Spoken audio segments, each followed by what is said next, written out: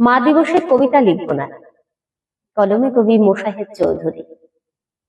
মা দিবসের পৃথিবীটা হঠাৎ খুব অন্যরকম মনে হয়।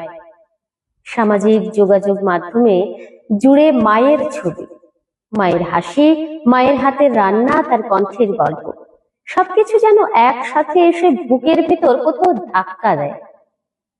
আমি চুপ করে থাকি, কারণ আমার মা নেই। নেই শব্দটা খুব ছোট, কিন্তু এর ভেতরে কত নিঃসঙ্গ রাত, কত না বলা কান্না, কত বিষণ্ণ দুপুর লুকিয়ে থাকে তা কেউ জানে না।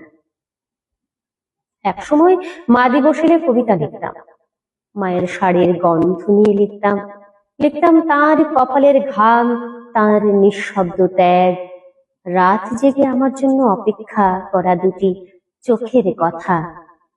এখন লিখতে বসলে হাত কেঁপে ওঠে, শব্দগুলো আর আসে না আগের মতো। কলমের নিবে জমে ওঠে শুধু এক ধরনের নীরবতা। কারণ কবিতা তো শুধু শব্দ নয়, কবিতা একসময় মায়ের কোলের মতো আশ্রয় ছিল, আজ সেই আশ্রয় নেই। মাঝে মাঝে মনে হয় মা মারা যান না, মা শুধু পৃথিবীর দৃশ্যমান জায়গা থেকে অদৃশ্য হয়ে যান। তারপর সন্তানের প্রতিটি দুঃখের ভেতর, প্রতিটি ক্লান্ত সন্ধ্যায়, প্রতিটি একাকী ভোরে নীরবে ফিরে ফিরে আসেন।